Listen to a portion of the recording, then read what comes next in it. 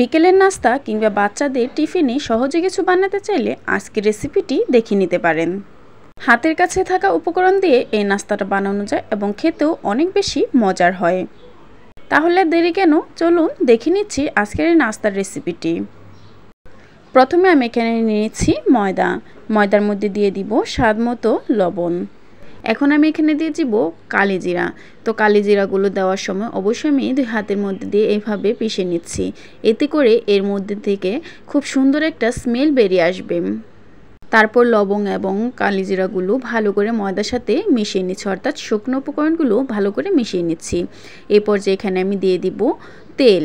আমি এখানে রান্নার সয়াবিন তেলটা ব্যবহার করেছি। তেলটা দেওয়ার হয়ে গেলে আমি এগুলো হাতের সাহায্যে ভালো করে এভাবে মিশিয়ে নিচ্ছি ময়দার সাথে তেলটাকে ভালো করে মেশাতে হবে, এতে করে এর ময়দার ডোটা খুবই সফট হবে। তো কাজটা যখন আমার হয়ে গেছে, এখন আমি এখানে অল্প অল্প পরিমাণে পানি দিয়ে একটা সফট ডো তৈরি করে নিচ্ছি।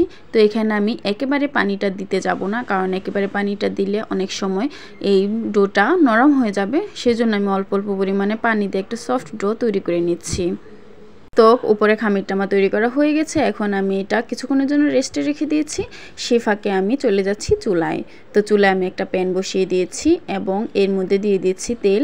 তো এরপর যে এখানে আমি ভেতরের যে খামিরটা সেটা আমি তৈরি করব। তো এখানে তেলটা গরম হয়ে আসলে এর মধ্যে দিয়ে দিয়েছি একটা পেঁয়াজ কুচি।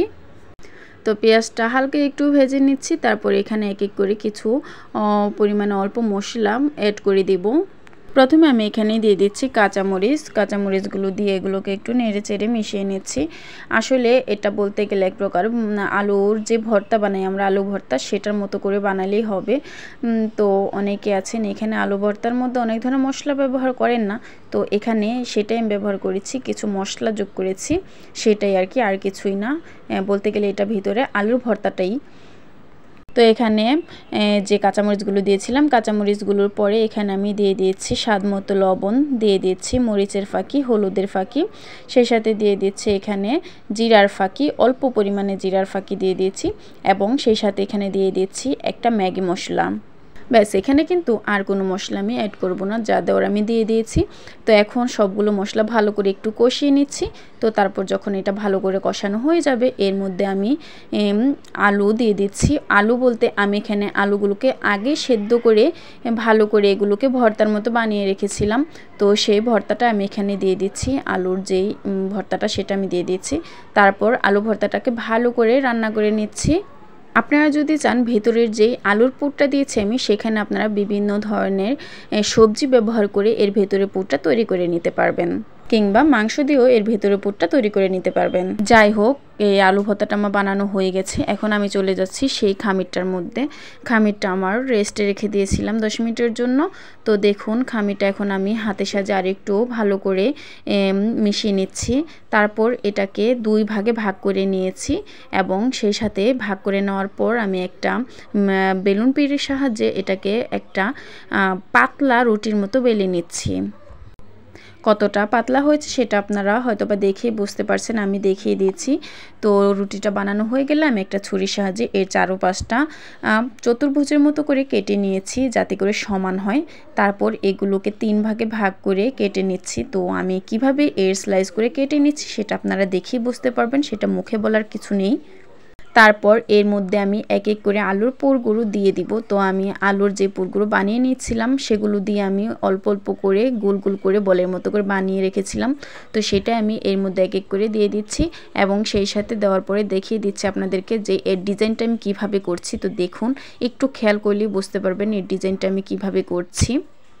আর হ্যাঁ, অবশ্যই এই ময়দার খামিরটার মধ্যে চারপাশে পানি ছিটিয়ে মিশিয়ে নিতে হবে, যাতে করে এর আঠাটা ভালো করে শক্ত হয়ে লেগে থাকে, ছুটে না যায়। কারণ পানির দিয়ে যে আঠাটা দিবেন সেটা যদি না দেন তাহলে তেলে ভাজার সময় সেটা ছুটে যাবে। দেখুন সবগুলো নাস্তা আমার বানানো হয়ে গেছে, দেখতে কতটা সুন্দর হয়েছে। তো এখন চলে যাচ্ছি চুলায়।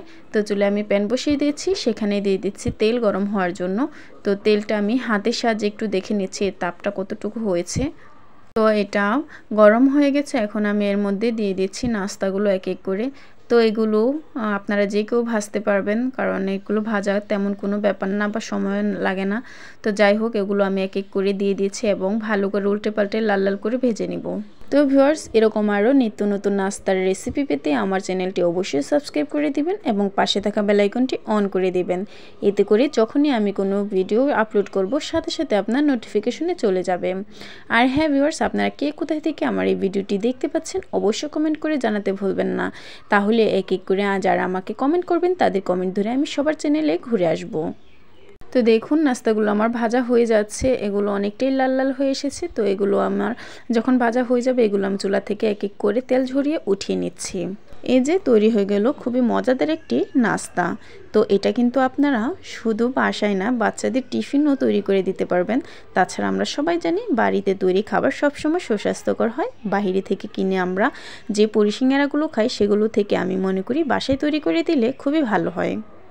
অসংখ্য ধন্যবাদ জানাচ্ছি বন্ধুরা যারা আমার ভিডিওটি সম্পূর্ণ দেখেছেন, ধৈর্য সহকারে দেখেছেন এবং সম্পূর্ণ ভিডিওটি দেখেছেন। সবাইকে অসংখ্য অসংখ্য অসংখ্য ধন্যবাদ জানাচ্ছি। সবাই ভালো থাকবেন, সুস্থ থাকবেন। আল্লাহ হাফেজ।